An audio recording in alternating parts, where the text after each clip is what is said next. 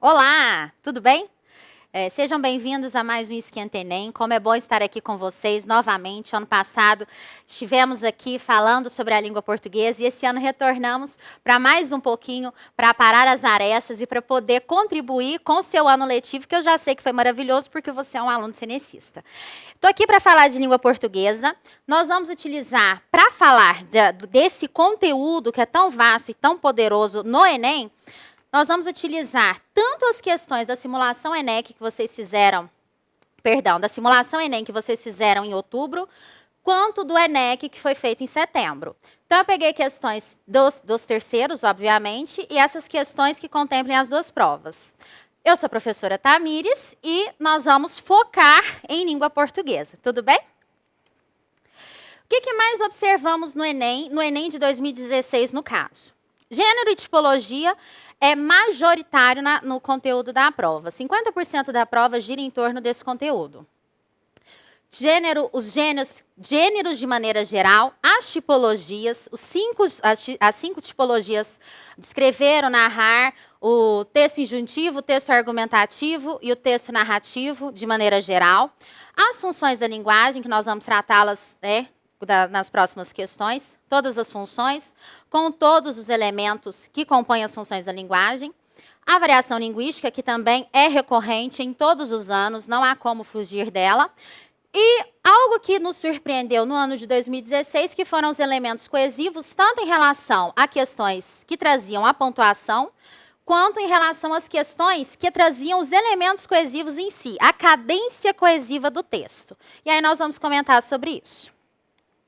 Eu trouxe, primeiramente, questões de função da linguagem. O que eu gostaria de relembrar com vocês em relação às funções da linguagem? São 6, certo? Nós temos a função emotiva, em que o foco se dá no emissor. A conativa ou apelativa, que o foco se dá no receptor do texto. A fática é aquela em que nós testamos o canal de comunicação. A metalinguística, aquela em que o código fala sobre o próprio código, ou o código tentando explicar o próprio código. A poética, em que nós temos a preocupação com a mensagem e com como essa mensagem estará disposta para o leitor. E, por último, a referencial, em que temos como foco o assunto referente à informação em si. Trouxe essa questão aqui. Essa questão foi utilizada no Enem de outubro, agora, na nossa simulação. E ela diz o seguinte. Antes do que ela diz, vamos observar o texto. É um texto não verbal em que nós temos uma máquina fotográfica, o registro de uma foto registrando uma outra foto. Então, é o registro do registro, a foto da foto. E aí, nós temos o seguinte enunciado. O caráter metalinguístico desse texto justifica-se pela letra A. Defesa do movimento artístico-cultural peculiar ao século XX. Primeira coisa que nós devemos observar, o recorte do enunciado. Se é caráter metalinguístico, eu tenho que trazer à memória o quê?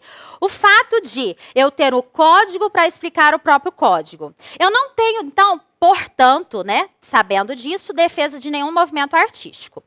Letra B. Valorização do efeito de excentricidade causado pela imagem no público. Como é que eu vou valorar aquilo que está chegando ao público? E onde que eu percebo a excentricidade? E essa excentricidade, essa valorização são capazes de justificar o caráter metalinguístico do texto? Não são. Letra C. Observação de técnicas artísticas voltada para temas rotineiros. Observar técnicas artísticas, fazer essa preocupação estética, está para o plano do metalinguístico? Não está. A questão da estética, se eu fosse forçar por algum caminho, eu poderia forçar pensando na função poética, porque aí eu teria um trabalho estético, uma preocupação com isso. Mas aqui também é um texto de linguagem não verbal, não condiz. Letra D. Discussão da dificuldade de se fazer fotografia no mundo contemporâneo. Não há elementos neste texto que me façam pressupor que há uma discussão em relação a esse fazer fotografia no mundo contemporâneo. E, além disso, onde é que eu pressuponho dificuldade? E a letra E. A tematização do fazer artístico pela referência ao ato de construção da própria arte. O ato de construir a arte, nesse caso, a arte fotográfica. Então, é isso que me faz referência lá no enunciado, esse caráter metalinguístico. Por isso, primeira questão de funções da linguagem, letra E. Temos também esse texto, Atraso Pontual, do Paulo Leminski, que diz o seguinte: ontens e hojes, amores e ódios, adianta consultar o relógio? Nada poderia ter sido feito a não ser o tempo em que foi lógico.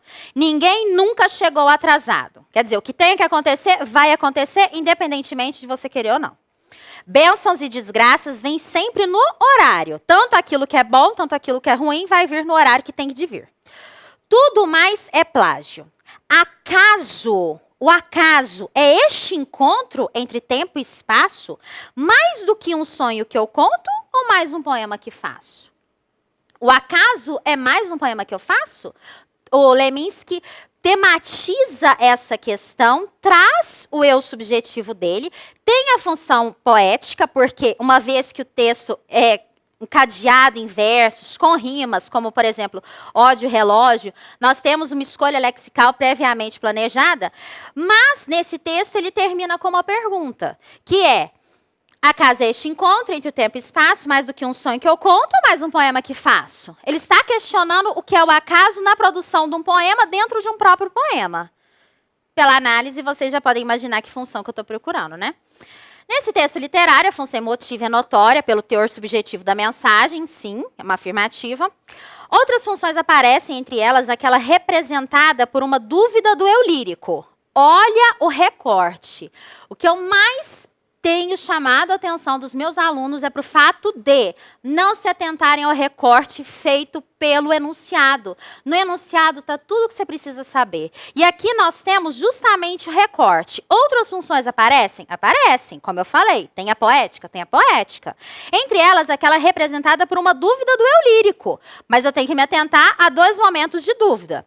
Nos dois primeiros versos, adianta consultar o relógio? Nada poderia ter sido feito a não ser o tempo em que foi lógico. Ou seja, uma pergunta retórica. Ele está querendo que concordemos com esse eu lírico. A construção textual me leva a crer nisso. Enfim. Aí ele continua. O qual deseja encontrar respostas. O eu lírico que deseja encontrar respostas para essas dúvidas que o angustiam. Essa função é afática, pois o enunciador tem como objetivo principal a manutenção do ato comunicativo. A fática, ela vai testar o canal. O poema, ele não tem essa função. E as perguntas aqui, elas não querem dialogar com o leitor, manter interlocução com o leitor. Então, eliminamos a letra A. B, poética. O texto tem função poética. Mas ela está na dúvida representada pelo eu lírico? Não. Então, poética, pois a elaboração especial e artística da estrutura do texto é mais valorizada. Se você faz uma leitura desatenta do enunciado, eu tenho certeza que você teria marcado a letra B. Porque é um texto que você pressupõe a escolha lexical, a disposição das palavras, a sonoridade, você vai priorizar o belo em relação à disposição no texto. Então, é importante pensar nisso. Recorte do enunciado. Letra C. Metalinguística, porque o discurso do enunciador tem como foco o próprio código? Justamente. O poema está trazendo para o poema uma dúvida do eu lírico, que é justamente aquilo que é o acaso. A inspiração vem do acaso? E justamente aquilo que ele está tematizando, trazendo para si. A letra D, referencial, não poderia ser, já que o contexto é o elemento de maior destaque entre os demais, não poderia. Eu não estou priorizando a objetividade, a informação. E letra B, conativa, também não, porque eu não estou tentando influenciar o comportamento do meu leitor. Só para terminar aqui, né? Conativa, pois o interlocutor é o foco do eu lírico na construção da imagem. Não, não é esse o objetivo das perguntas que o eu lírico faz no texto, nesse poema de Paulo Leminski, certo? Portanto, letra C, essa questão que foi feita no ENEC de 2017. Para falar de tipologia e gênero textual, como eu falei para vocês, são 5 as tipologias tradicionais. Tem a preditiva, que ainda não ela não está em todos os manuais de linguísticas como uma tipologia separada, mas é bom saber que são aqueles textos que fazem previsões astrológicas. O que é que mais chama atenção no Enem? O foco não é a tipologia em si, o foco é no gênero. E você tem que lembrar-se da materialização, o porquê daquele texto ser escrito, qual o objetivo, quem é esse leitor, quem é esse autor desse texto, qual é a finalidade, o que ele está se propondo a fazer com a produção daquele texto, os aspectos composicionais, o que faz desse gênero diferente de outro gênero, o suporte textual, por que meio esse texto circula. Tudo isso tem que aparecer na sua análise. Então, eu trouxe aqui essa questão, ela foi feita para o Enem agora. Então, vamos lá. Assistir como nossos pais.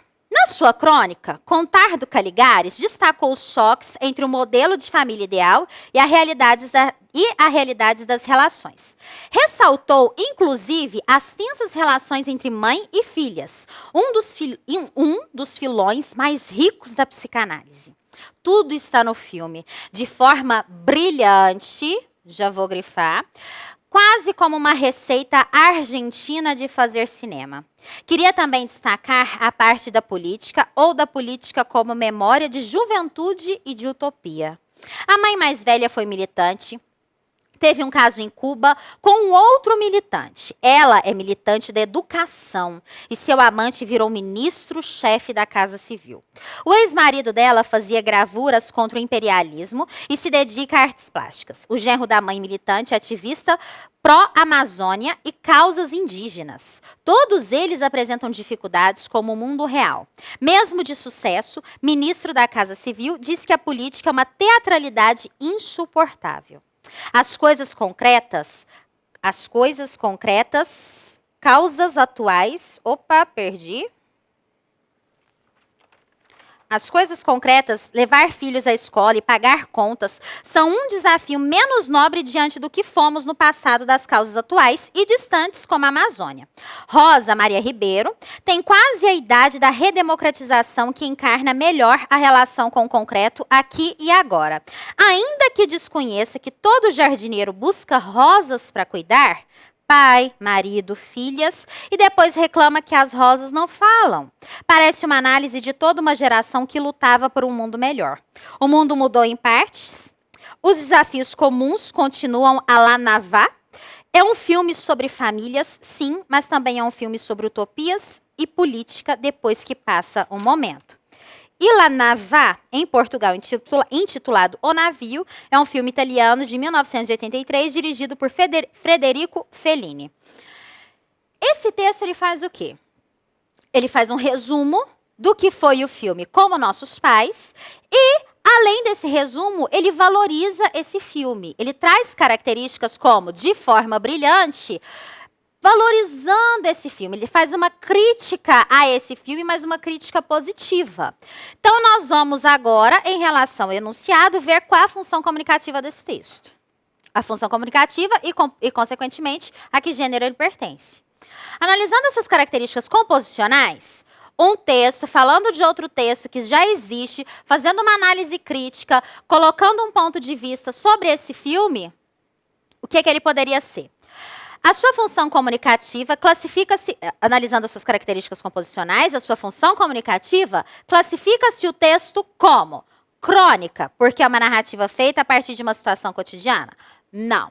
Eu não tenho aqui características que me façam crer que esse texto é uma crônica. Eu não tenho não estou contando uma história como uma narrativa. E é isso que me faz perder a crença na crônica. Eu não tenho espaço, personagem, enredo, discursos, tipos de discursos, nada disso.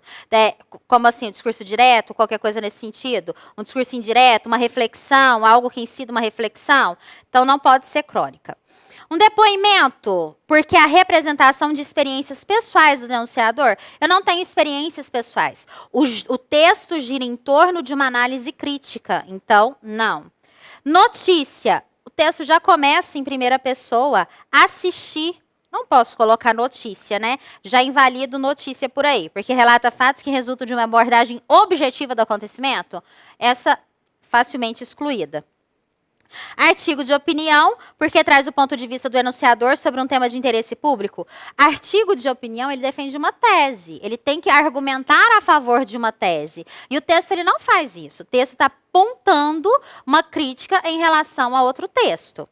Então, resenha, porque apresenta um resumo de determinado filme e a avaliação do enunciador sobre ele. Justamente, portanto, letra E. A resenha, ela tem essa finalidade comunicativa, diferentemente do resumo, que só faz o recorte do texto e fala as informações principais, a resenha, ela faz esse recorte.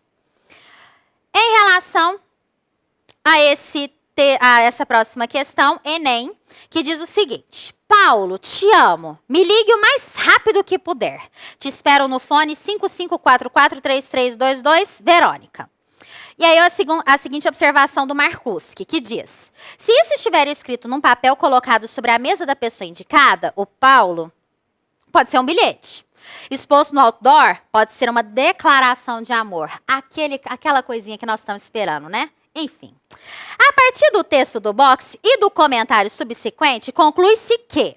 O que o Marcuski está nos dizendo? Que uma mesma mensagem, uma mesma construção textual, dependendo do suporte em que esteja, ela muda, o objetivo comunicativo muda.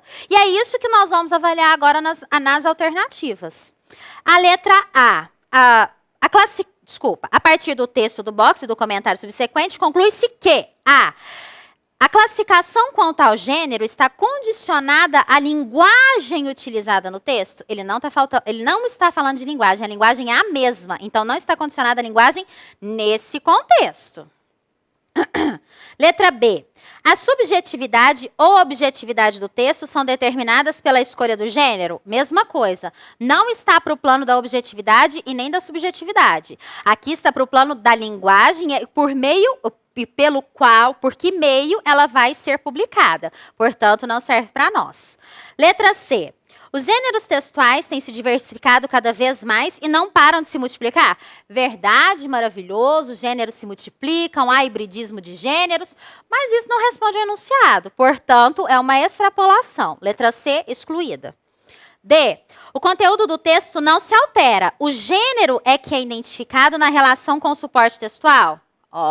Desconfiei, hein? Letra E. Os suportes textuais convencionais ou incidentais determinam a linguagem a ser utilizada no texto? Nesse caso, não. A linguagem utilizada foi a mesma, por isso que não pode ser letra D. Então, letra D. O conteúdo do texto não se altera, de fato, ele fala que pode ser tanto um bilhete quanto uma declaração de amor no outdoor. E o gênero é que é identificado na relação com o suporte textual. O que mudou foi o suporte. Uma vez que o suporte mudou, o gênero mudou. Tudo bem?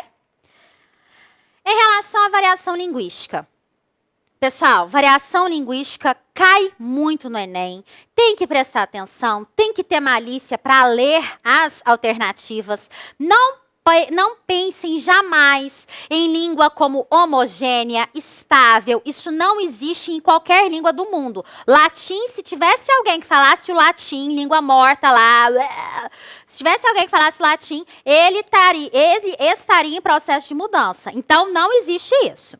Então, eu trouxe esse mapa aqui para vocês, o mapa da tangerina. Olha que amor. Nós temos aqui como a palavra tangerina, como a fruta tangerina, ela tem nomes diferentes dentro do nosso Brasil. Então, nós temos tangerina, tanja, laranja cravo, mexerica, que para minha região é mexerica, mimosa, bergamota, poncã, ou seja, uma variedade de nomes para uma mesma fruta. Essa variação que incide aqui, já estou partindo do pressuposto de que está no mapa, né, gente? Essa variedade de nomes para o mesmo item, eu já vou para a variação geográfica. Mas lembrando que temos variação histórica, que é aquela ao longo do tempo, que você percebe modificações na língua. E a sociocultural em relação à idade gênero, masculino e feminino, a escolaridade e, por favor, todo falante de língua portuguesa sabe língua portuguesa. O que ele pode não deter é a norma culta, por não ter frequentado a escola, por exemplo.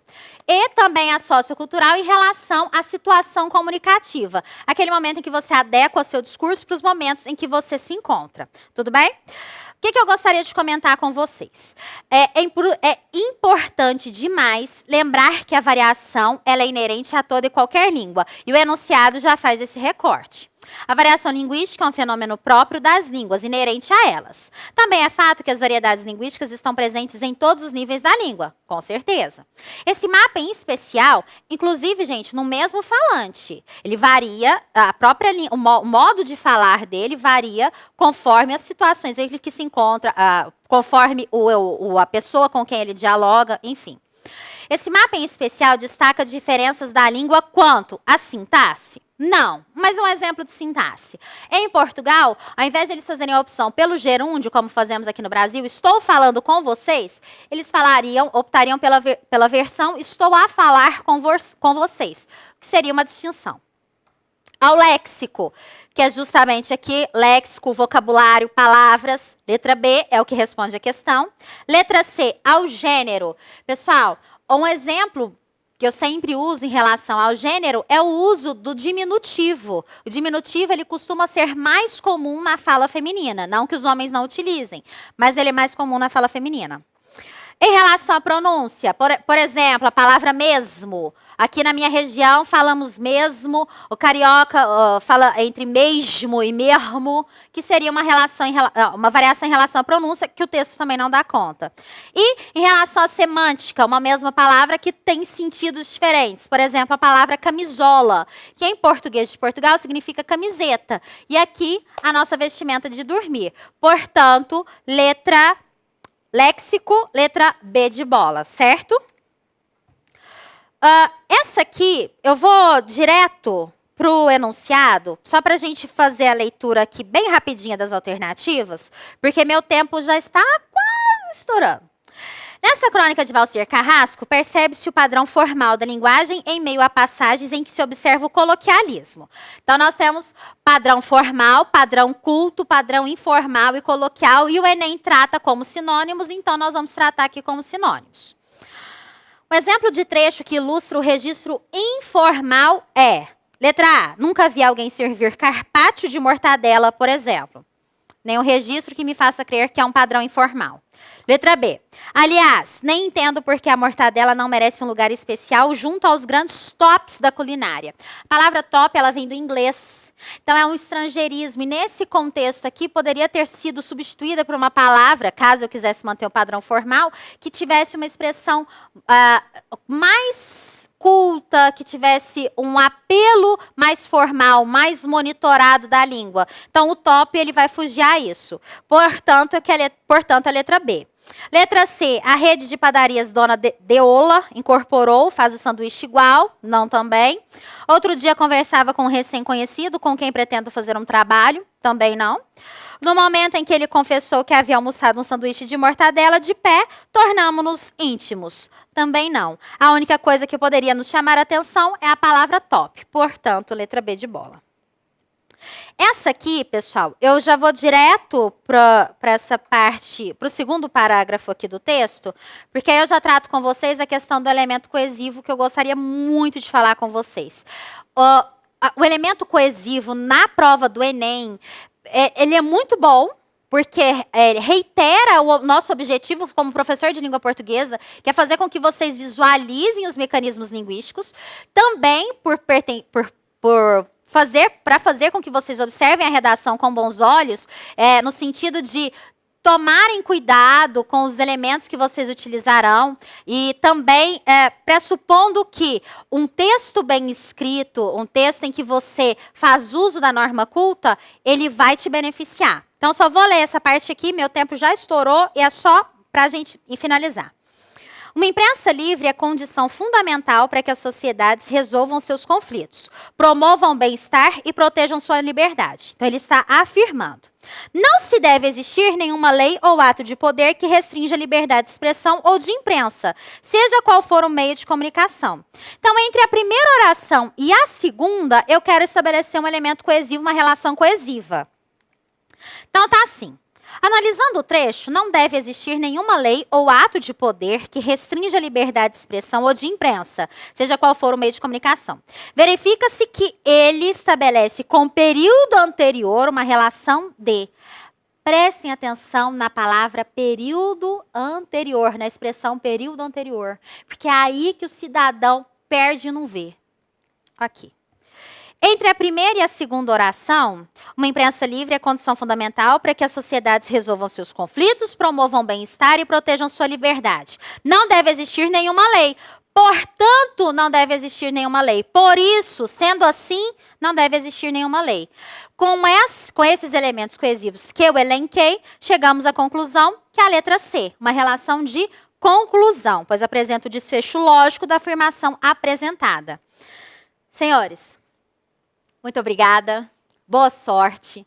Dia 5 vocês vão arrasar, eu confio no potencial de vocês. Vocês são alunos cenecistas e só por isso vocês já estão com meio caminho andado. Boa sorte, obrigada.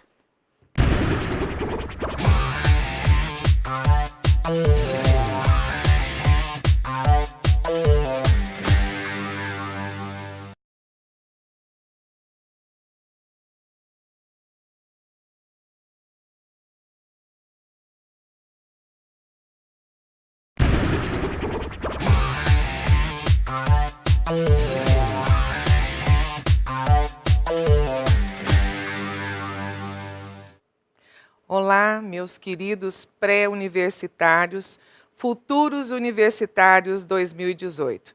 Vamos lá. Hoje eu sou a professora Cássia e eu vou estar ajudando vocês a descomplicar a literatura. Vocês perceberão o quanto é tranquilo a literatura para o Enem. Vamos desmistificar um pouco essa questão de dificuldade. Primeira coisa que vocês vão precisar se lembrar. A literatura é a transfiguração do real, ou seja, é a realidade representada por meio de uma linguagem figurada. Eu vou ter interação social. E aí, como é que está a literatura no Enem? Primeira coisa, nos últimos anos, a gente tem percebido o amadurecimento significativo. O modernismo é o maior número de questões nos últimos anos, mas não é o único. Cuidado com isso. Pode vir outros períodos literários que não exclusivamente o modernismo. Então, vamos lá. O que eu preciso saber para analisar os textos literários? Como é que eu preciso me comportar para fazer uma boa prova, buscando aí as questões de literatura? Primeira coisa, olha, é necessário que a gente observe a mistura dos movimentos. Quais os movimentos que vão estar inseridos aqui? Do barroco ao modernismo. E o que considerar? Primeiro, o contexto histórico, depois, as características, a produção literária e, por último, os autores. Essa mistura de movimentos é que dá o contorno da avaliação de literatura. E por que isso acontece? Porque a instituição precisa saber como é que está o seu domínio cultural no que diz respeito aos movimentos da cultura brasileira. Assim, o que é imprescindível em literatura? O que eu preciso me ocupar diante das questões de literatura? Vamos lá. Interpretação de texto. Eu posso trabalhar com elementos figurados, portanto, eu vou ter um duplo sentido. Os tipos de linguagem, denotativo, conotativo. Mas atenção para gêneros literários. 3 gêneros: lírico, épico e dramático. Lembrando que o dramático é aquele texto que foi escrito para ser representado. E aí os movimentos literários, de barroco até o modernismo. E não se esquecer de relacionar interpretação do texto, tipos de linguagem, gêneros literários, movimentos literários, à arte como um todo e as variações ou a variação linguística. E aí vem agora uma dica quentíssima para o Enem, para te ajudar de uma forma extremamente significativa. Você vai guardar essa palavrinha que eu estou apresentando para vocês. É o barro, rena, passimo. O que é isso? Vamos lá. É barroco, arcadismo, romantismo, realismo, naturalismo, parnasianismo e simbolismo. Então, aqui você tem a periodização da literatura brasileira. Percebam que, de realismo a parnasianismo, eu coloquei uma linha pontilhada para você. Por que isso acontece? Essas três escolas, elas surgem ao mesmo tempo, elas são contemporâneas. Então, lá na avaliação, quando você tem ali o barroco, barroco é emoção. Arcadismo, razão, com os iluministas. Romântico, a emoção, o sentimentalismo. O realismo, o naturalismo e o parnasianismo é o uso da razão. Simbolismo, emoção e depois o modernismo retoma aqui o uso racional. Só não estão representados nessa palavra dois momentos que não são considerados escolas literárias. Lembrem-se que eu tenho aqui o quinhentismo. Vamos lá. Opa! Apagando aqui para que você não confunda. Os dois momentos que não são considerados escolas literárias. Primeiro, o quinhentismo, com a literatura de informação, a literatura de catequese com os jesuítas. E depois, o período que antecede o modernismo, que a gente vai chamar de pré-modernismo. O pré-modernismo também não é uma escola literária. Então, vamos lá, meninos, para esquentar a sua prova de literatura. Recebeu a prova, coloque lá essa palavrinha. Barro, rena, passimo. B de barroco, A de arcadismo, R de romantismo, R de realismo, Na de naturalismo, Pá de parnasianismo e Si de simbolismo e depois modernismo, que é aí o nosso campeão de solicitações do Enem. Mas não se esqueça, não é o único. Pode aparecer questões do simbolismo, parnasianismo, romantismo, arcadismo, barroco? Sim, pode. E é isso que vai fazer com que você demonstre para o seu examinador que você conhece a cultura do seu povo, que você conhece os elementos que se interagem para desenhar essa cultura brasileira formada pelas três grandes etnias: a branca europeia, a nativa, que é a indígena, e a afro. Dessa forma, vamos lá. Comecemos com uma primeira questão. Trouxe para vocês Olavo Bilac. Olavo Bilac é o nosso poeta parnasiano, junto com Raimundo Correia e Alberto de Oliveira. Mas vamos lá. O texto, um soneto, e ele diz o seguinte: um beijo. Foste o beijo melhor da minha vida, ou talvez o pior. Glória e tormento, contigo a luz subi do firmamento, contigo fui pela infernal descida. Morrestes e o meu desejo não te ouvida. Queimas-me o sangue, enches-me o pensamento, e do teu gosto amargo me alimento, e rolo-te na boca malferida. Beijo extremo, meu prêmio e meu castigo, batismo de extrema unção naquele instante, porque feliz eu não morri contigo. Sinto-me o ardor e o crepitar, te escuto, beijo divino e anseio delirante na perpétua saudade de um minuto. Olavo Bilac. Vamos lá, que tem algumas coisas que vão chamar a nossa atenção. Primeiro, na segunda estrofe, morrestes e o meu desejo não te ouvida. Ouvida é um vocábulo elegante e significa esquecer. É uma palavra que vai estar aí no vocabulário erudito. Segundo ponto, é um soneto, 14 versos agrupados em dois quartetos e 2 tercetos. Tranquilo. As rimas, se vocês observarem, olha só. Vida. Opa, vamos lá, vamos organizar aqui. Vida condecida, tormento, firmamento. Ouvida, malferida, pensamento, alimento. Olha, então o texto ele vai obedecer um esquema de rimas. Ele tem o desejo da métrica, ele apresenta versos decassílabos, como é próprio do parnasiano. Bom, feito todas essas considerações, vamos lá para ver o que o examinador deseja que você responda. Coerente com a proposta parnasiana, então vamos lá.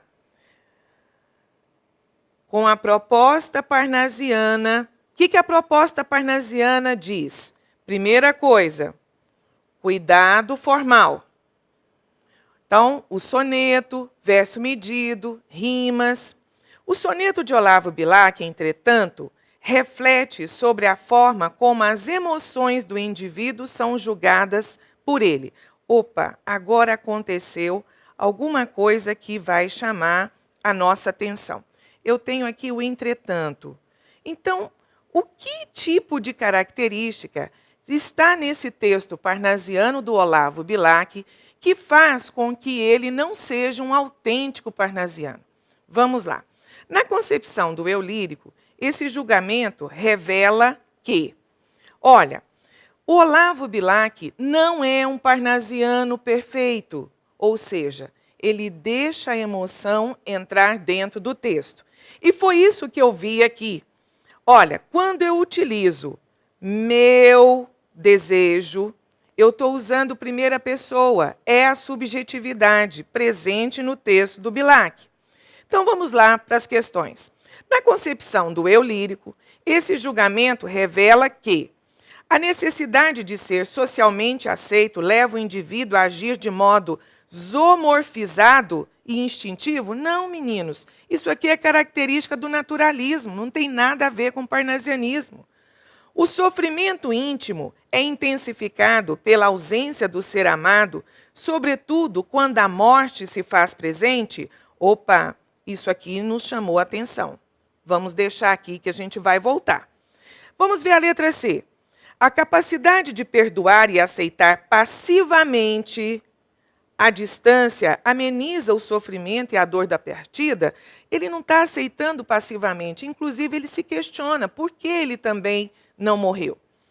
Então, não pode ser a nossa letra C também. O instinto de solidariedade contribui para a distância para que a distância não seja percebida por aquele que sofre. Meninos, não está falando nada de solidariedade, é um texto que fala do sentimento, do amor. A transfiguração da morte em alegria, hora nenhuma nós percebemos o eu lírico alegre, muito pelo contrário, ele carrega um sofrimento intenso. Portanto, a nossa opção correta vai ser a letra B. Embora o Olavo Bilac seja parnasiano, nesse texto ele traz a marca da emoção. Tá? Próximo, Solano Trindade. Solano Trindade, um poeta de Recife, negro, e ele traz alguns questionamentos, ou nos apresenta, por assim dizer, uma poesia de cunho social. Vamos lá. Ele começa o texto, olha que interessante. Lincharam um homem. O linchar significa executar sumariamente e por uma ação coletiva. Olha o que ele diz. Lincharam um homem entre os arranha-céus. Li num jornal. Procurei o crime do homem. O crime não estava no homem, estava na cor da sua epiderme. E aqui a gente tem a denúncia que o Solano Trindade vai trazer. É um autor contemporâneo, tá? Produz, sobretudo, em 1974, e o Enem conversa muito de perto com o passado e com o presente. O texto anterior é de Solano Trindade. Além de poeta, o recifense foi pintor, teatrólogo, autor e folclorista. No poema Civilização Branca, evidencia o quê? Eu tenho um crime? Sim, mas pior do que o crime é o preconceito. Portanto, letra D, a nossa resposta. E aí a gente chega com o naturalismo. Olha, já passamos pelo parnasianismo, entramos no modernismo e agora um texto sobre o naturalismo. Agora espolinhava-se toda, cerrando os dentes, fremindo-lhe a carne em crispações de espasmos, ao passo que a outra por cima, doida de luxúria, irracional, feroz, revoluteava em córcovos de égua, bufando e relinchando. Olha só, fremido, o que vem a ser isso? Agitado, crispações, arrepios, luxúria, desejo, prazer da carne, e córcovos, galopes, tá? Galopes do animal aí.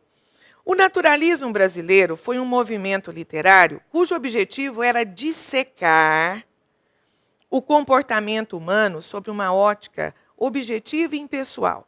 No tocante às características desse movimento, esse trecho da obra O Cortiço exemplifica, opa, mas espera aí, o Enem não pediu para fazer leitura obrigatória. Estão me perguntando sobre o cortiço?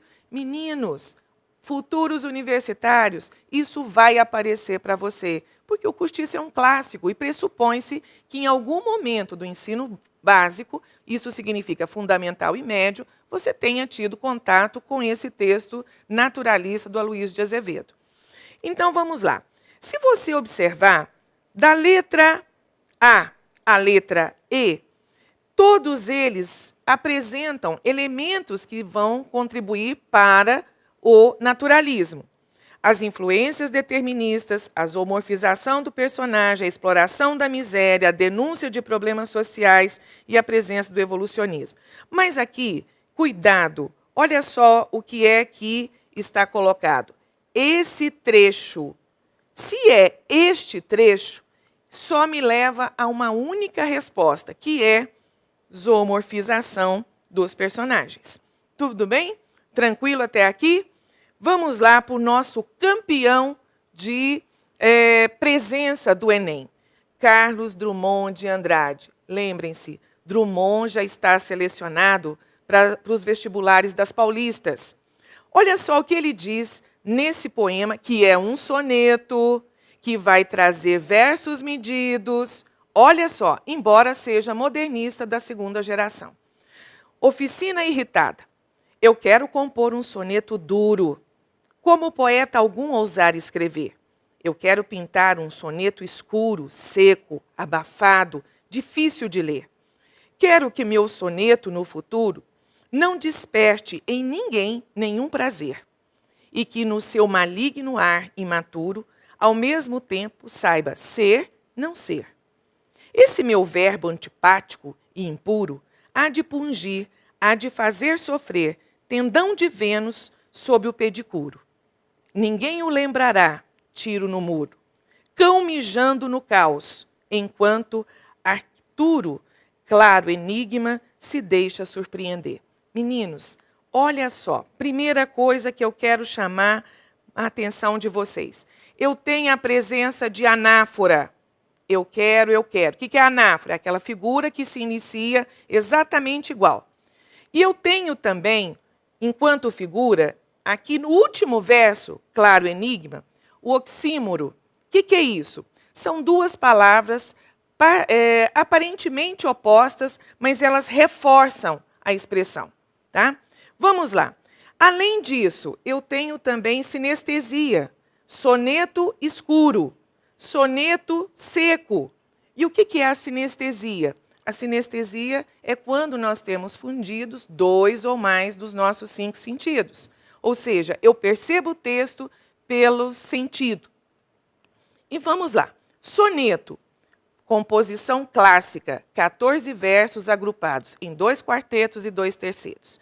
Quero chamar a atenção de vocês, o texto é moderno, mas, olha, ele é construído sobre versos decassílabos. Eu quero o compor um soneto duro. Com relação à escansão de verso, quais as 2 regras? Quando tiver vogal e vogal, une, e eu vou contar até a última sílaba tônica da última palavra do verso. Nesse caso, 1, 2, 3, 4, 5, 6, 7, 8, 9, 10. Como poeta algum ousará escrever. 1, 2, 3, 4, 5, 6, 7, 8, 9, 10. De novo, 10 sílabas poéticas. Eu quero pintar um soneto escuro. 1, 2, 3, 4, 5, 6, 7, 8, 9, 10. De novo. Seco abafado, vogal, vogal. Do difícil de ler. De novo. 1, 2, 3, 4, 5, 6, 7, 8, 9, 10. De novo, 10 sílabas poéticas. Portanto, é um soneto construído em versos decassílabos. Outra coisa que chama a nossa atenção, e Drummond, ele é fantástico, fantástico. Ser, não ser. De quem você lembra? Se não menos de Shakespeare, então eu tenho aqui o intertexto. Tudo bem? Tendão de Vênus, pedicuro. O pedicuro aqui é exatamente o poeta. Tudo bem? E aí vamos lá. Na última estrofe. Ninguém o lembrará, tiro no muro. Ele não acerta ninguém, só faz o barulho. Cão mijando no caos, enquanto arquituro, estrela maior do que o sol 23 vezes. Tá certo? Claro enigma, se deixa surpreender. Aqui ele está falando do exercício da escrita. Tudo bem? Ele está te convidando a fazer leitura de como o texto é construído. E esse texto está no livro já selecionado, Claro Enigma. Portanto, pode aparecer na questão do Enem? Pode, pode sim. Vamos lá para a nossa questão. O soneto apresenta apuro formal, riqueza de recursos estilísticos, nós já vimos tudo isso lá atrás.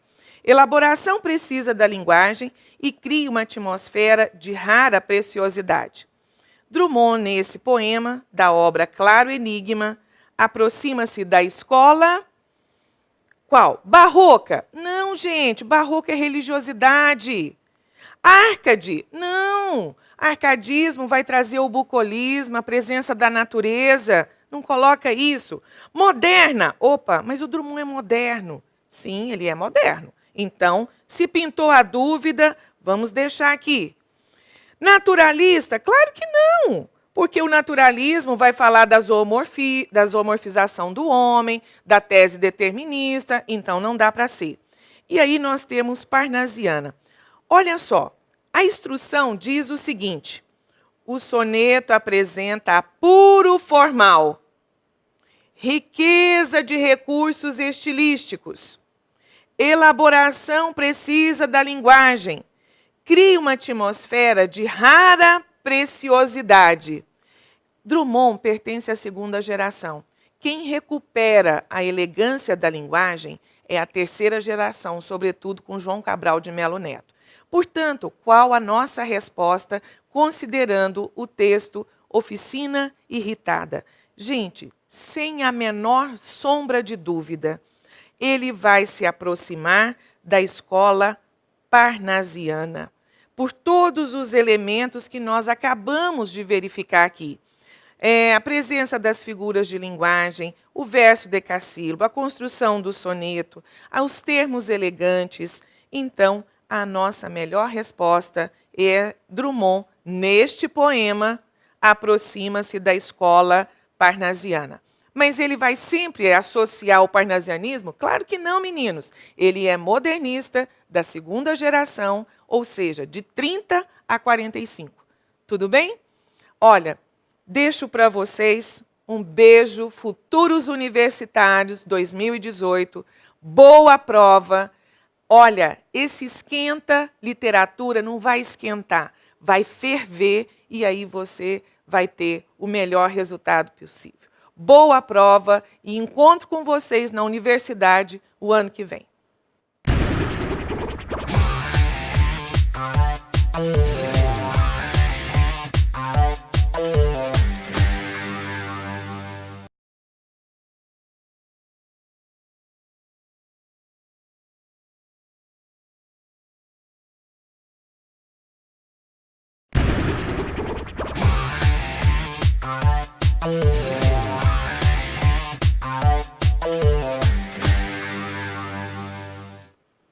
Olá, alunos cenecistas. Estou aqui para falar um pouquinho de artes no Enem. As questões de arte no Enem, elas aparecem dentro das linguagens e tecnologias. E aparece cerca de 3 a 4 questões. Toda questão é muito importante que a gente acerte. Então, vamos acertar em artes também. Olha só.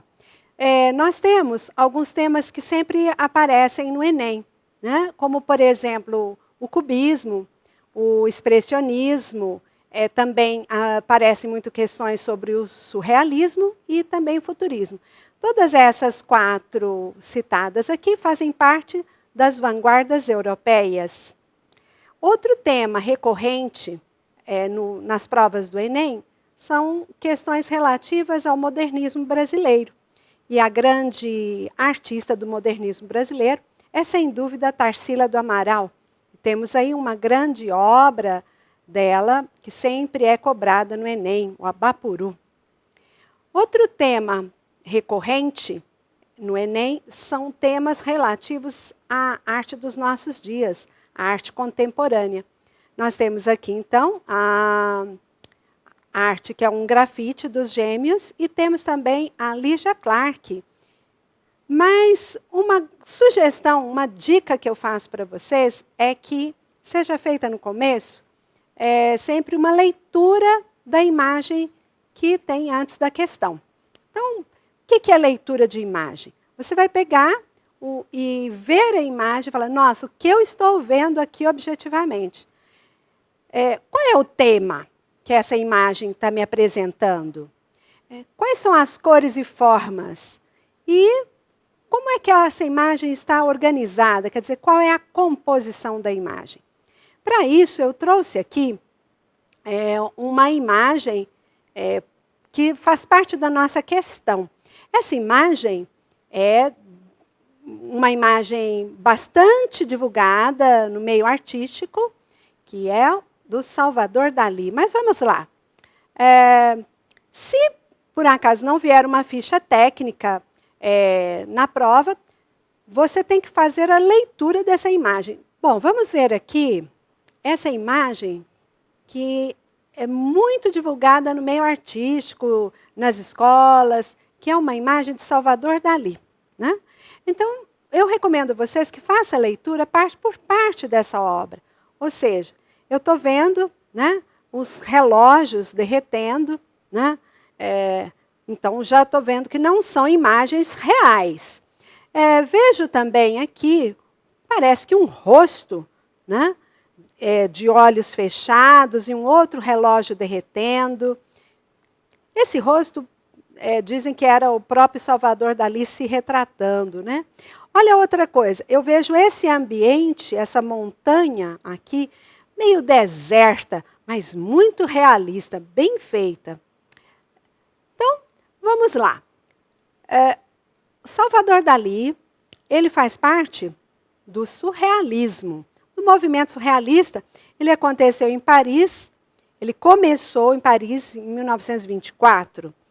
Esse movimento, a arte, ela ultrapassava as aparências, né? Ela não precisava ter a fidelidade do real. Então, se eu não tenho a fidelidade do real, eu posso mostrar sonhos, fantasias, devaneios, inconsciência, ausência de lógica, né? Onde já se viu um relógio derretendo. Tudo isso porque a gente tem, nesse período, um avanço das questões da psicologia, com Freud, né? Então, esse movimento, que é o surrealismo, ele tem como objetivo principal a libertação das potencialidades criativas do subconsciente. O artista, então, ele vai ter processos que o levam, né, a uma potencialidade criativa, exaltando o seu subconsciente. Então, vem a questão. Então, veja, eu tenho a imagem, eu paro na imagem, e aí depois eu vou para a questão. Analisando a questão, ela fala o seguinte: a imagem acima é da obra de Salvador Dalí, um dos mais produtivos pintores do século XX, junto com outros artistas espanhóis, Pablo Picasso e Juan Miró. O Salvador Dalí ele foi fortemente influenciado pelas teorias de Freud, como eu já havia dito para vocês, né? Então, a sua arte tem forte simbolismo característico do movimento surrealista. Simbolismo do movimento surrealista. Ele denominava seu método de criação de método de interpretação paranoico. Método de interpretação paranoica. Então, tem esse texto, tem a imagem, e vamos ver agora qual é a questão que ele nos coloca. Ele coloca o seguinte: suas pinturas, então ele está relacionando a pintura de Salvador Dalí, são textos visuais que demonstram. Então, vamos lá. Letra A. O fantástico, onde ele busca representar fortes emoções e dramaticidade. Olha, tem alguma coisa errada aqui, olha. Dramaticidade, fortes emoções, isso não dá, né? Dramaticidade é característico do barroco, né? E aquela montanha deserta, então não estou falando nem de fortes emoções, nem de dramaticidade. A letra B fala assim, o reflexo. Então, suas pinturas são o reflexo, demonstram um reflexo, vindos da técnica de cores discretas e influência cubista. O cubismo foi realmente um movimento vanguardista do século XX. Mas, como o próprio texto já está falando, Salvador Dalí pertence ao surrealismo. E as cores não estão discretas, estão mais errinhos aqui. Vamos ver a letra C agora. As pinturas são textos visuais que demonstram a razão, onde o artista dá vazão a traços firmes e perspectiva perfeita. Olha, perspectiva perfeita. Salvador Dalí era fantástico na realização da perfeição da perspectiva. Porém, a gente tem aqui a razão como o erro dessa questão, né? Então, quer dizer, ele não é a razão, é a questão do surreal, né? Letra D. Os textos, as pinturas representam textos visuais que representam movimento. Movimento, elogia a velocidade, as máquinas. Olha, tudo isso se refere ao futurismo.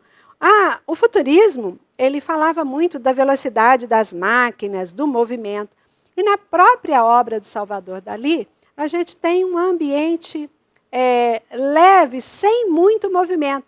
Os relógios estão derretendo, mas eu não vejo um movimento na obra. E vamos ver a letra E. O onírico, a mistura de sonho e realidade, é a interação do consciente e do inconsciente. Isso, olha só, onírico, né? Quer dizer, relativo aos sonhos, sonhos e realidade, interação do consciente e do inconsciente. Esta é a nossa resposta correta. Resposta certa, então, é a letra E. Então, gente, minha sugestão é a seguinte, minha dica para as respostas corretas do Enem de Artes veja primeiro a imagem, faça uma leitura da imagem, parte por parte, Relembre, então, quais são os movimentos que podem ter relação com aquela imagem. Depois vá, letra por letra, da questão, com tranquilidade, que você vai acertar, eu tenho certeza. Bom, essa foi a nossa dica de arte de hoje. Desejando para vocês sucesso na prova. Eu tenho certeza que vocês vão acertar todas as questões de artes.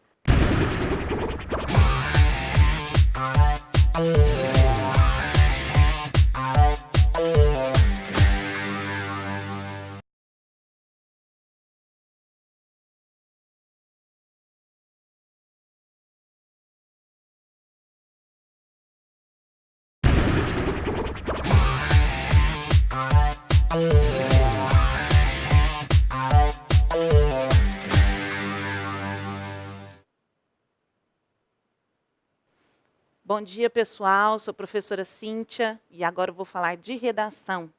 Bom, a redação costuma ser o fantasma do Enem, né? Mesmo porque tem a surpresa do tema. Daqui a pouco mais de 48 horas, todos nós, né, já teremos satisfeita a nossa ansiedade de saber qual é esse tema.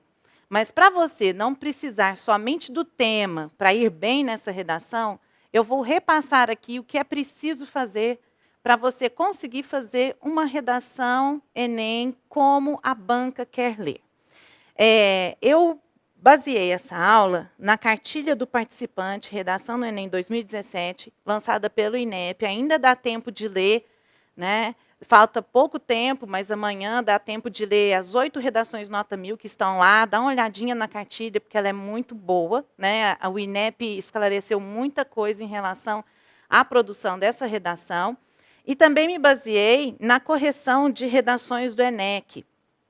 Por quê? Nós tivemos um exame, né, com mais ou menos 2.400 redações, e nós observamos alguns problemas, principalmente em relação à competência 5. Então, gostaria que vocês ficassem atentos a isso. Vamos lá?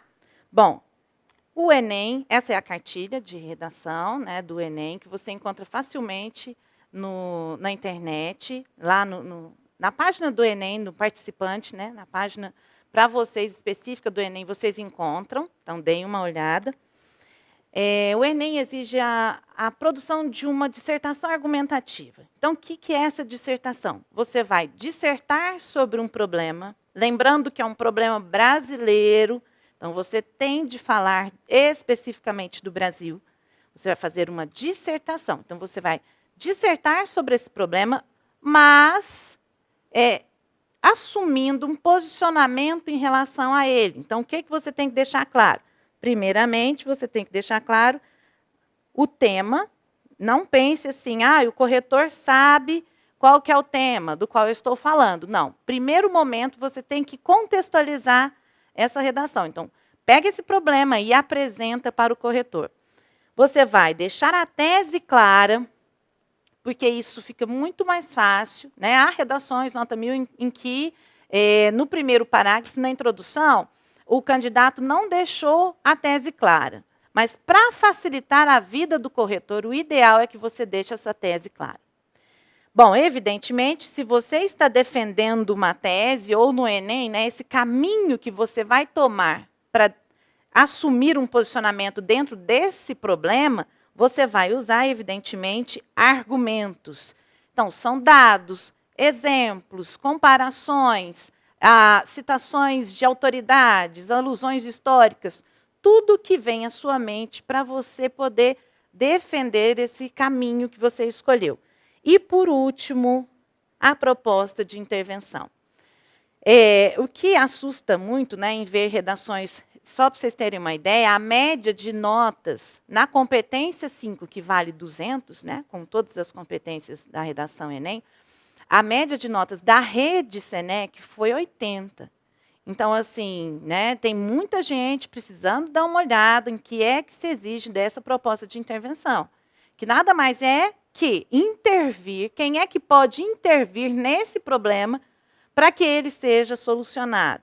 O ideal não é você pensar, eu não sei, eu preciso de uma solução para esse problema.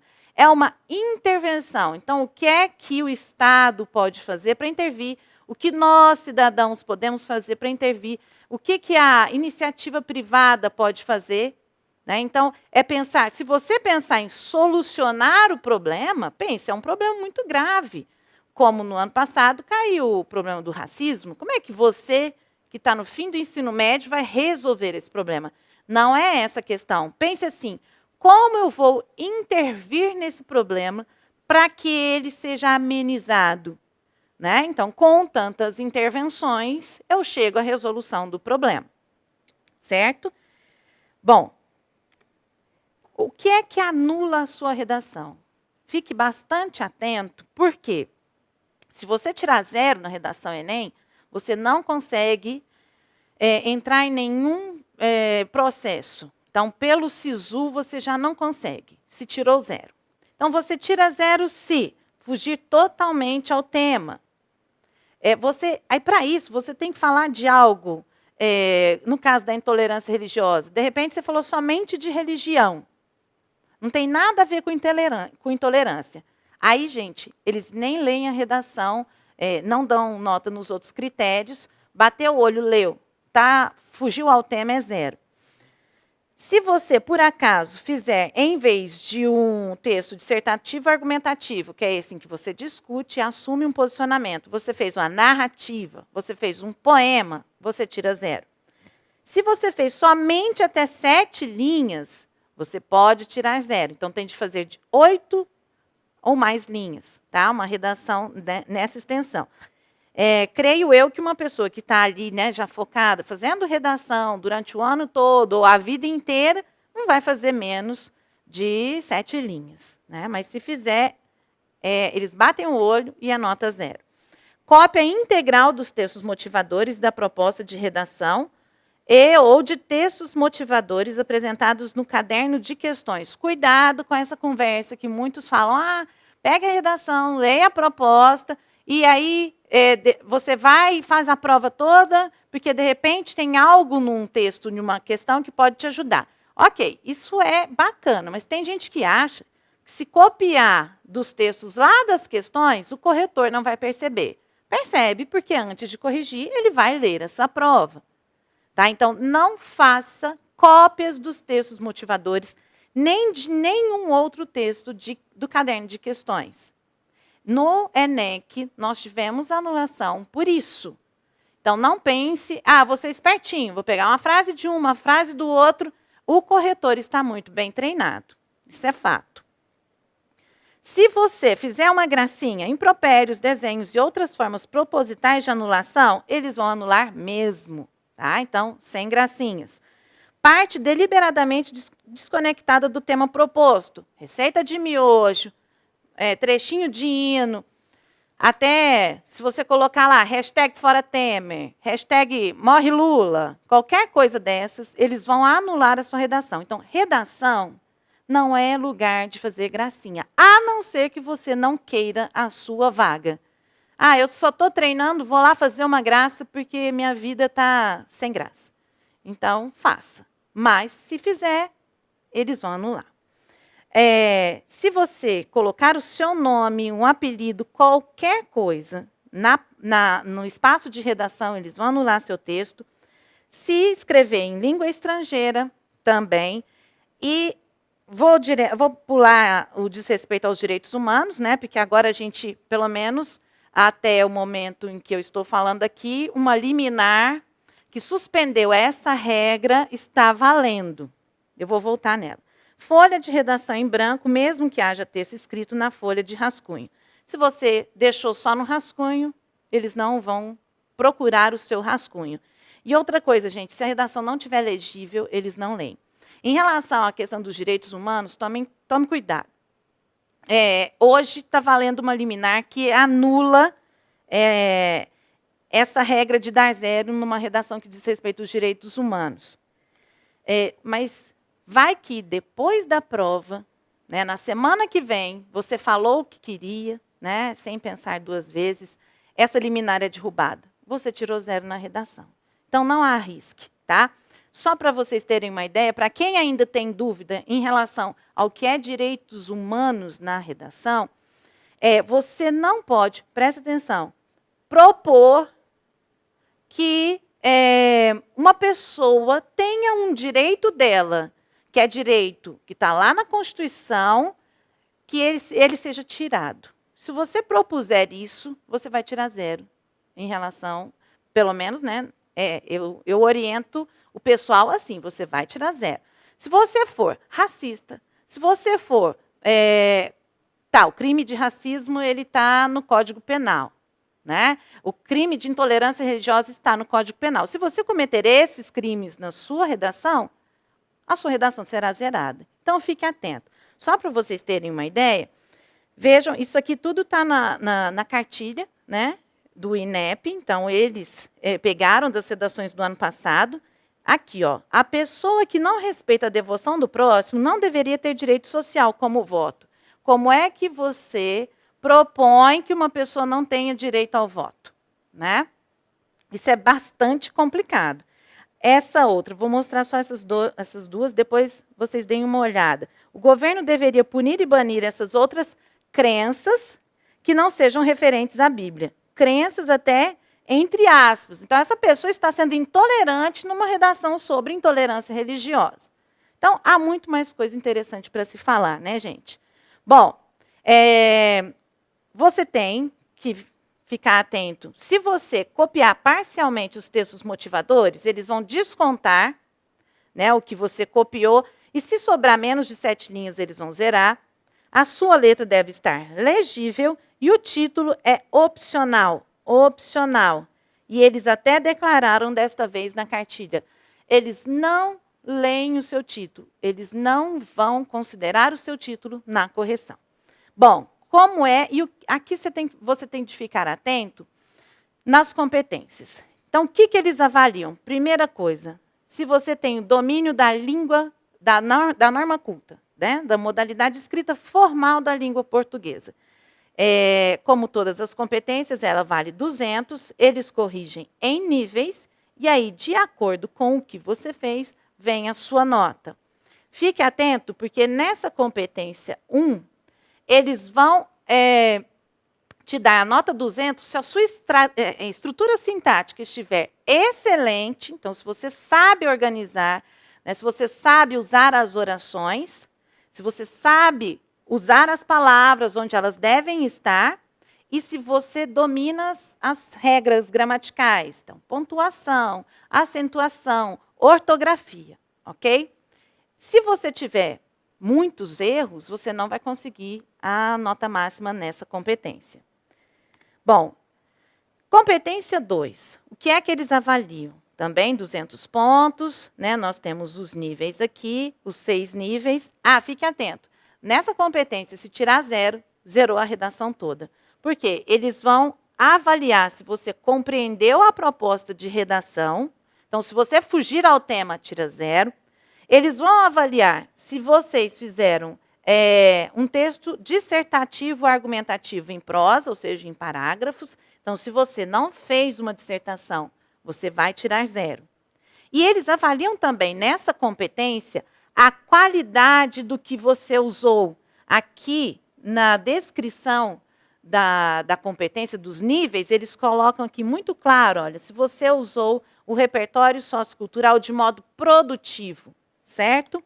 Na competência 3, eles vão avaliar o quê? Se você sabe organizar as suas ideias em defesa de um ponto de vista, certo? Então, você vai tirar 200 pontos se a sua redação configurar autoria. Veja, eles aqui, eles avaliam algo chamado de projeto de texto. O que é isso? Será que o seu texto foi pensado? Né? Será que as informações que você usou, elas estão conversando entre si? Se estiverem, você vai ganhar uma boa nota aqui. Competência 4 é a competência que nós chamamos de coesão. Isso, a coesão, que é aquilo, né, que você fala que nome feio, o professor de português fica repetindo na sua cabeça. É a articulação entre as ideias. Se você tiver aqui um desvio, colocou um conectivo onde deveria ser outro, você já não tira 200. É uma redação boa, né, que tira nota acima de 900, ela tem mais ou menos 25 conectivos, certo? E a competência 5? Bom, na competência 5, vocês devem elaborar uma proposta de intervenção. Essa proposta de intervenção, ela deve ser muito, lógico, que ligada ao que se discutiu, mesmo porque ela está fechando o seu texto, né? Na maioria das vezes o pessoal faz só no final, embora possa fazer durante o texto, e ela deve ser detalhada. É importante que vocês fiquem atentos a 4 elementos. Bom, o que é que deve ter na sua intervenção? O agente, quem fará, a ação, evidentemente, como você vai fazer isso, né? Aliás, a ação, o que será feito, o modo como isso será feito e a finalidade. Embora seja meio bobo, né? A finalidade é para resolver o problema, você deve deixar isso claro. Se você não perpassar esses 4 elementos e que eles sejam detalhados, você não vai ganhar uma boa nota na competência 5, ok? Bom, então aqui tem a proposta de redação do ano passado. Eu quero mostrar para vocês rapidamente quais são os passos que vocês devem seguir. E assim, isso dá certo, gente. Cada um tem um jeito de fazer, né? Mas é uma sugestão para quem ainda acha, né, que tem uma certa dificuldade. Primeira coisa, você vai ler a proposta de redação, que começa por aqui, ó, pela proposição. Pegou a prova, leia Caminhos para combater a intolerância religiosa no Brasil, que foi o que o pessoal leu no ano passado. Bom, então você vai considerar todas as palavras do tema, isso é muito importante, não esqueça do Brasil, né? Não se esqueça do Brasil. Aí você vai ler os textos motivadores, eles estão lá para serem lidos. E o INEP declarou, agora na cartilha, que o recorte do tema, o que eles querem ler, estão nos textos, os recortes estão nos textos motivadores. Então, esse texto 1 falava de Constituição e do direito, né, da liberdade de crença e da laicidade do Estado. Isso deveria aparecer na redação, certo? Não é só fazer baseado nisso, mas você tem de mostrar no seu texto que leu, né, a coletânea. O texto 2 falava de liberdade de expressão, diferença entre liberdade de expressão e ofensa.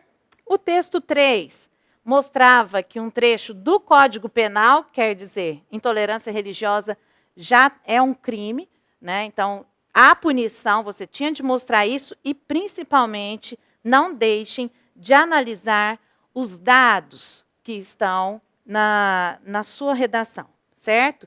Aqui, ó, muitas pessoas, lá nas redações nota 1000, nós percebemos que muitos interpretaram esse dado, que mostra que a maioria das pessoas que sofrem com intolerância religiosa no Brasil, a maioria é de religião de matriz afro-brasileira. Então, muitos fizeram a retomada histórica, foram lá na época dos escravos, quando eles não podiam, né,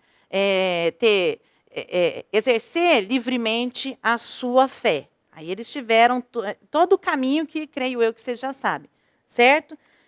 Bom, você vai, no terceiro passo, buscar no seu HD o seu repertório sociocultural. O que é isso, gente?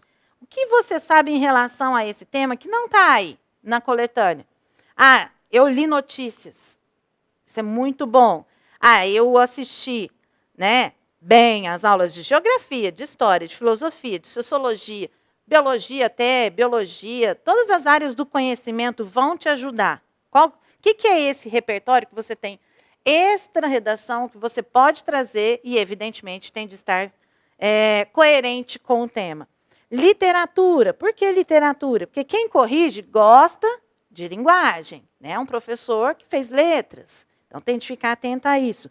Grandes pensadores e figuras públicas. Então, você... eu sei lá, eu sei muito sobre Gandhi. Então, você consegue usar Gandhi? Use. Isso faz parte do seu repertório sociocultural. E, por último, documentários, filmes e músicas. Lembrando que só filme, só música, de repente, não mostra um repertório sociocultural muito rico. Tá? Então, tenta fazer uma associação entre filosofia, história, literatura, grandes pensadores e documentários, filmes e músicas. Quarto passo, organizar as ideias. Responda a estes questionamentos. Que caminho escolherei para defender uma tese nesse contexto? Dica, escolha 2 causas principais. Se você escolher essas 2 causas principais, é uma questão de lógica. Você deixa claro, né, no início do seu texto, lá na introdução, explora essas causas, sendo crítico e mostrando que elas são causas importantes para aquele problema, e você ataca essas causas. Aí você traz uma proposta de intervenção, certo? Quais argumentos utilizarei? Então, o que é que eu sei em relação a essas causas? Porque não adianta você escolher as causas e depois não ter argumentos. Então, pense tudo antes de começar a escrever. Ah, mas vai gastar tempo. Sim, mas de repente você gasta tempo agora, antes, e não vai gastar tempo refazendo a redação.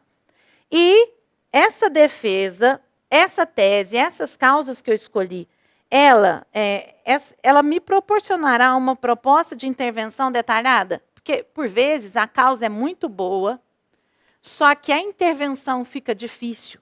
Então, na hora de pensar o seu texto, de organizar as ideias, você já deve pensar nisso. Por último, você vai escrever o seu texto. Primeiramente, isso aqui, gente, é uma dica, tá? Faça um rascunho, né? Fez o planejamento, faça o rascunho, aí você pode ir lá resolver questões de uma das áreas do conhecimento, por exemplo, você vai resolver humanas, né? Dessa vez tem humanas na jogada, e aí resolveu humanas, volta para a redação, você vai reler a redação, e aí você vai passar essa redação a limpo. É neste momento, por que o ideal é fazer a redação aí no meio da jogada? Se você deixar para o final, você estará desesperado. De repente, vai ter que fazer a redação de qualquer jeito. E redação não é igual questão fechada, questão objetiva, que você chuta. Então, o passar a limpo é importante para vocês observarem alguns desvios, né? Então, esqueci uma vírgula, coloquei um acento onde não tem, faltou conexão aqui, né? Aí é nesse momento, então você tem que ter uma margem de tempo para poder fazer essa avaliação do seu texto.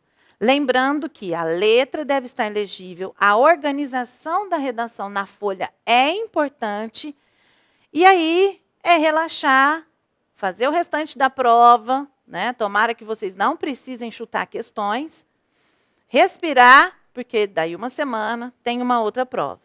Então, eu espero que vocês se saiam muito bem.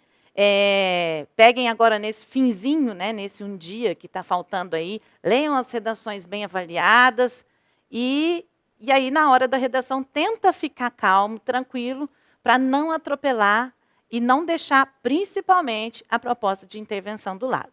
Boa prova para todo mundo e até mais.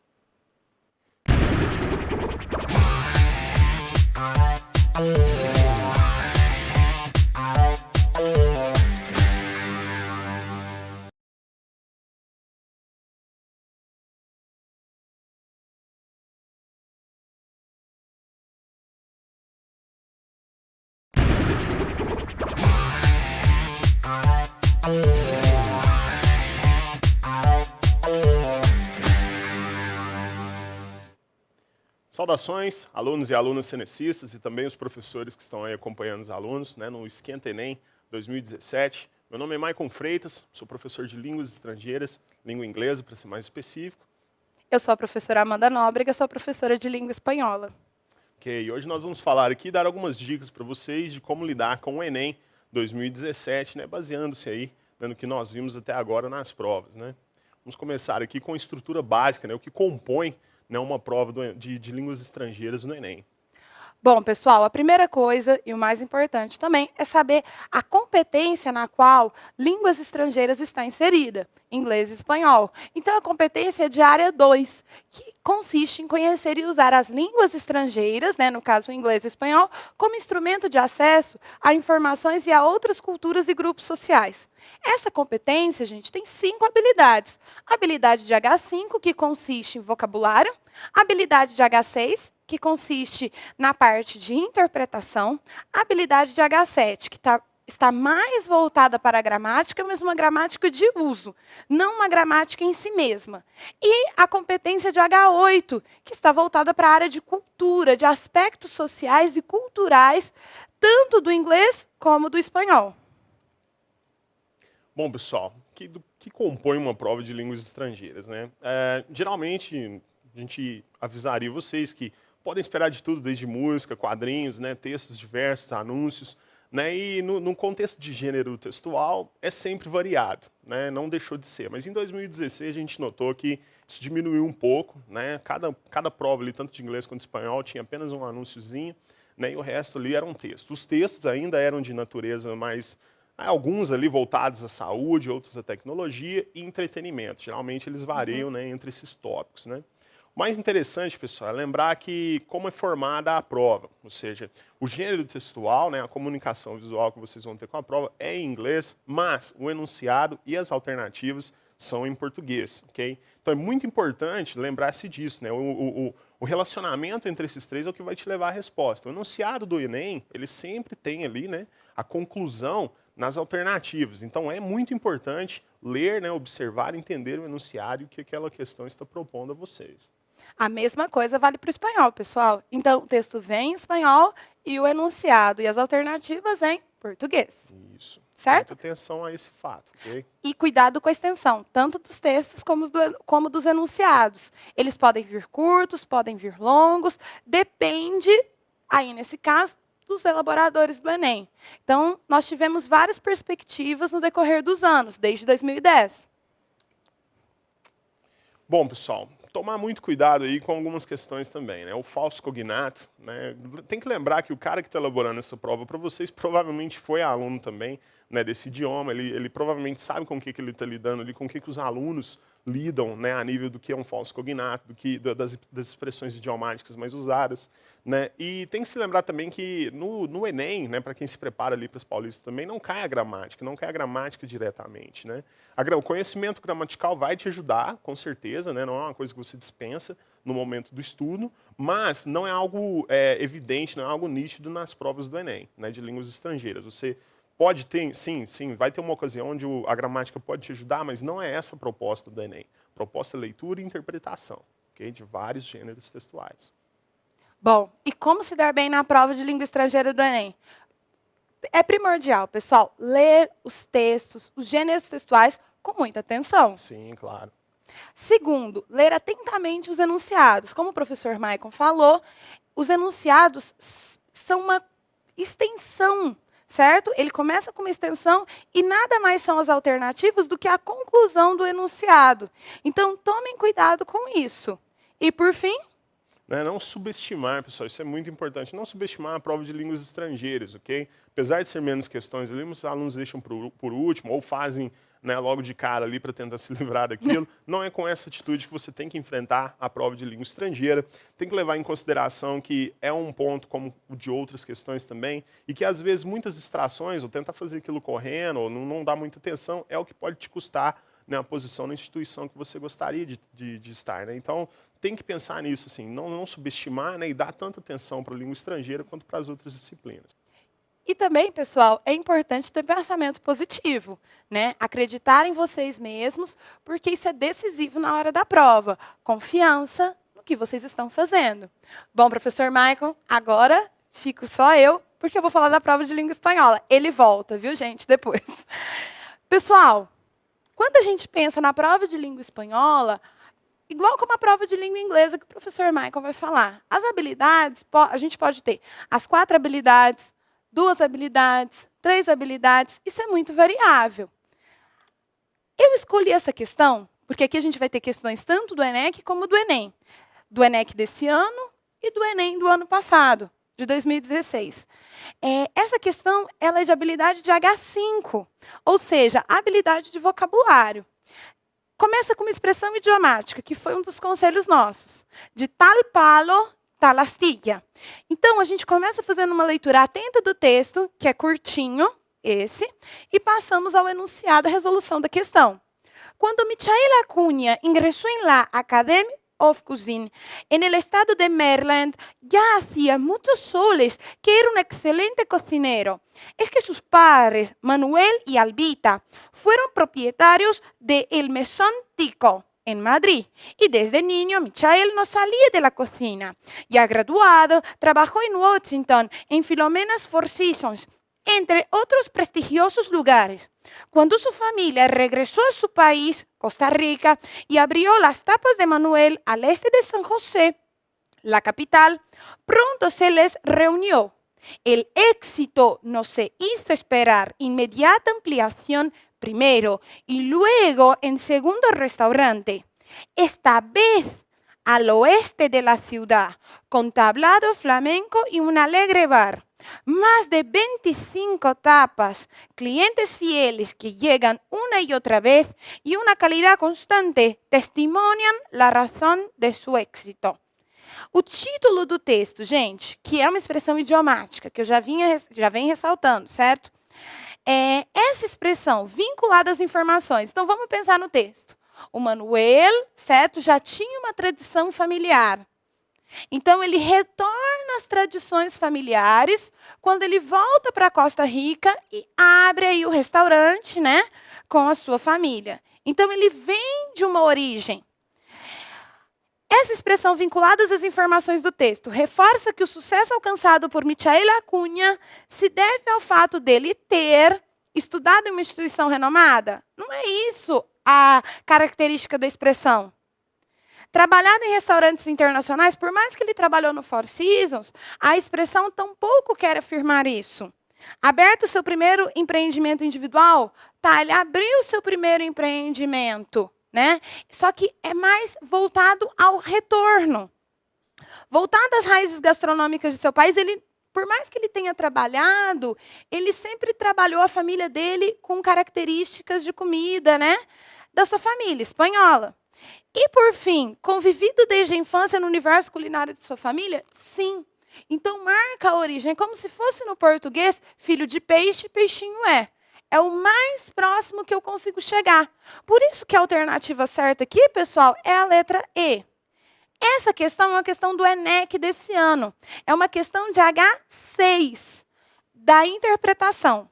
Quando a gente lê essa charge, que é curtinha, esse comic no espanhol. Papá, Espanha es una unidad? Sí, hijo mío. ¿Y nosotros qué somos?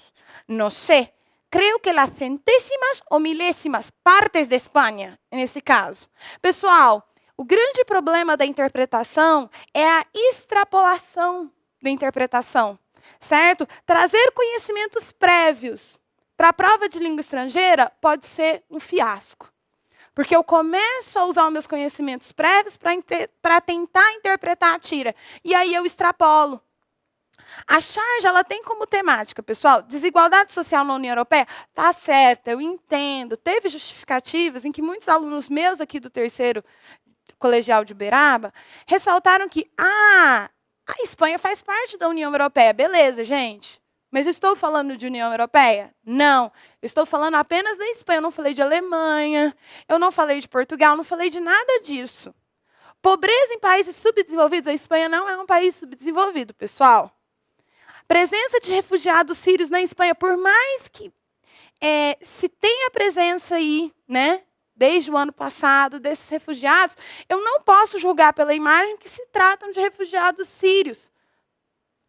Desigualdade social em território espanhol? Sim. Por quê? Porque ao mesmo tempo em que se nota que a Espanha é uma unidade, eles são partes que são esquecidas, são as milésimas partes. Consequências dos processos separatistas? Gente, isso pode influenciar na interpretação. E ele não está falando de separação da Catalunha. Cuidado, é um tema muito polêmico, mas não tem nada a ver. Por isso é letra D. E a última, gente? Gramática.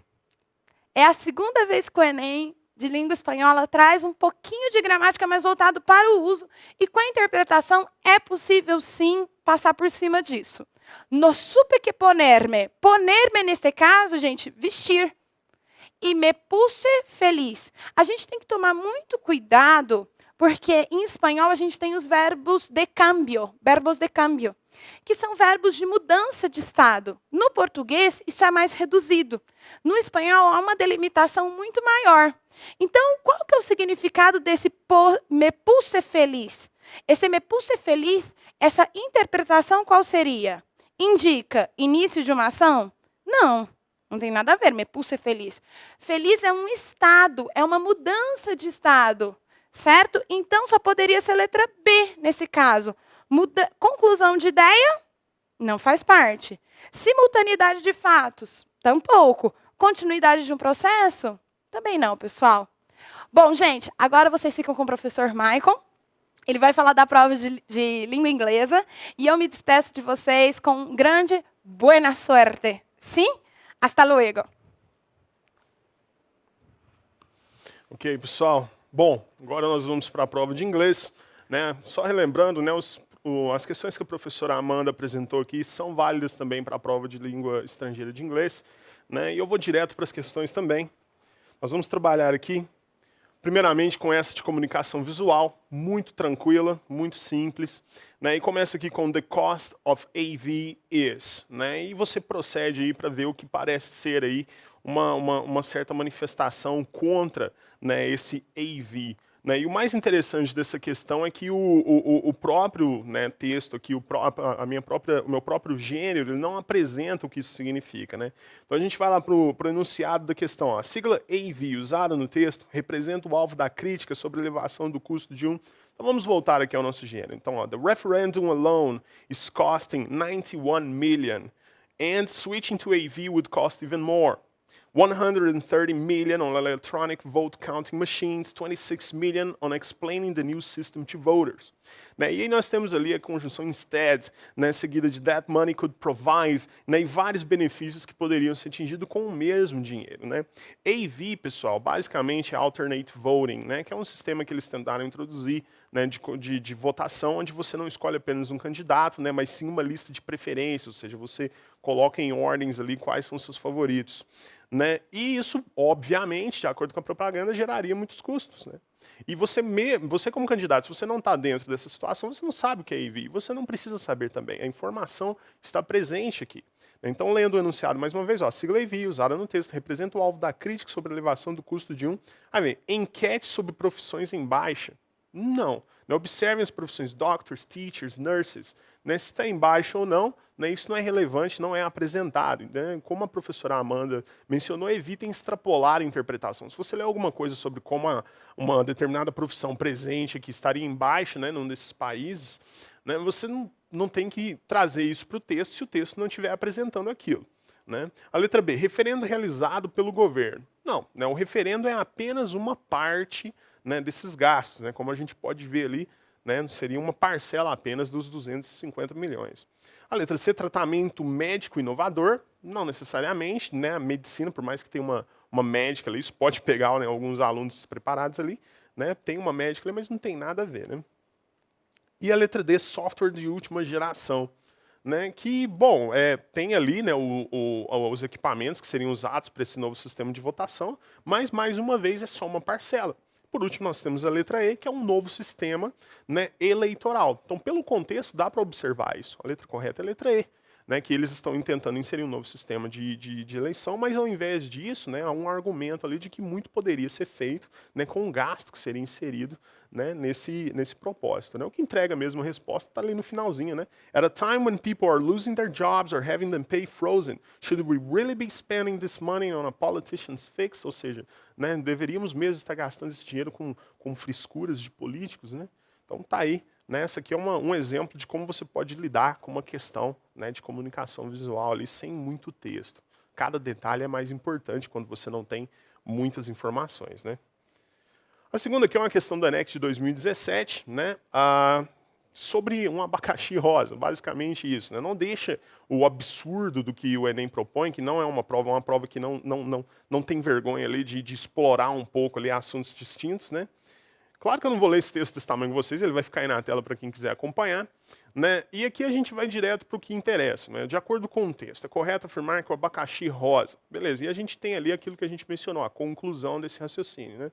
E tudo isso aqui é o tipo de questão onde você basicamente tem que validar bastante. Você vai ter que voltar ao texto sempre que necessário, né, para se certificar de que tem algum detalhe que expõe uma das alternativas como errada. Nesse tipo de texto, né, vocês podem notar que o texto é um pouquinho grande, considerado a padrões Enem, mas padrões de Enem anteriores, mas em 2016 a gente viu, né, que os textos estão ficando um pouquinho mais robustos, né, eles não estão, né, usando apenas quadrinhos, letras de música mais. Né. Então, no geral, que a letra A é de natureza decorativa e inapropriada para o consumo de seres humanos. O texto deixa isso claro, né, que não é isso, que as pessoas podem consumir normalmente, né, que não há nenhum, né, não é prejudicial à saúde. A letra B, aguarda a aprovação do governo federal para o consumo desde o ano de 2005. Né, isso, algo parecido aqui é mencionado, né, que ele está em desenvolvimento desde 2005, mas não tem nada a ver com o governo ali. A letra C foi criada a partir da alteração de enzimas responsáveis por essa cor. E essa informação está, de fato, presente no texto. Basicamente, né, pegaram ali uma enzima presente no tomate, né, inseriram no abacaxi e criaram esse abacaxi rosa, né, que vocês podem ver ali. Né. Então, essas enzimas, né, esse pigmento foi o que foi inserido. Então, tá aí, pessoal. Letra C. Né. Vamos para a próxima aqui. Essa última vai ser do Enem. É uma questão que assim, né, é meio que a cara do Enem, na minha opinião. O Enem ele nunca se desvia ali de temas controversos, ele sempre tenta lidar com esses temas de uma maneira positiva, né, ou com uma música, né, de uma certa forma transferindo a responsabilidade ali sobre aquilo. Né. Então, vamos lá. Né, o título aqui é Ebony and Ivory, vamos ler o enunciado. Eu, particularmente, para esse tipo de questão, recomendo que leiam primeiramente o enunciado. Né. Em diferentes épocas e lugares, compositores têm utilizado seu espaço de produção musical para expressar e problematizar perspectivas de mundo. Paul McCartney, na letra dessa canção, defende que, vamos lá, né, a canção em si, esse trecho da canção, ele apresenta um contraste. Né? Ebony and Ivory, né, Ivory é o marfim, né, que tem uma textura branca, né, e Ebony seria o ébano, né, que é daquela madeira mesmo, é uma madeira bem escura, muito utilizada no artesanato, muito procurada. Né? Então, Ebony and Ivory live together in perfect harmony, side by side on my piano keyboard. Oh Lord, why don't we? We all know that people are the same wherever we go. There is good and bad in everyone. We learn to live, we learn to give. Each other what we need to survive, together alive.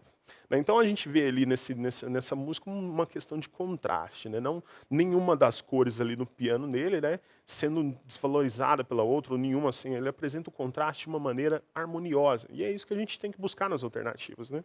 Então a canção defende que o aprendizado compartilhado. Tem um trecho ali onde ele menciona que nós vivemos juntos, mas não há menção ao aprendizado. Né? Sim, né? Nós aprendemos a ceder, learn to give, a compartilhar, a ceder, mas não um aprendizado generalizado.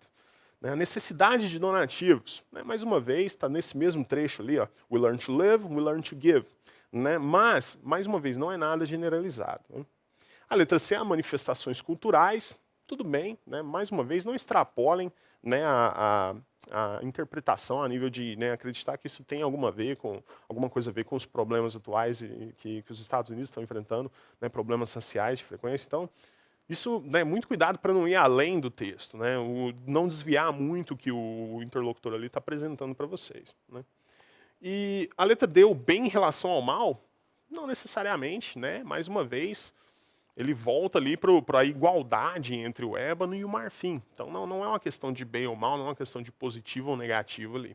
E, por último, o respeito étnico, que seria a resposta mais apropriada, considerando o que nós temos aqui, né, em relação à harmonia, em relação, ou seja, o questionamento dele na segunda linha é o que entrega. Né? Side by side on my piano keyboard. Oh Lord, why don't we? Então, a comparação que ele faz é dos seres humanos e, né, das teclas que ele tem no piano dele. Bom, pessoal, espero que tenha sido aí satisfatório, né, a nossa apresentação. Foi um prazer, né, boa sorte, primeiramente, em nome de todos os professores. Boa sorte aí no Enem 2017. Até a próxima.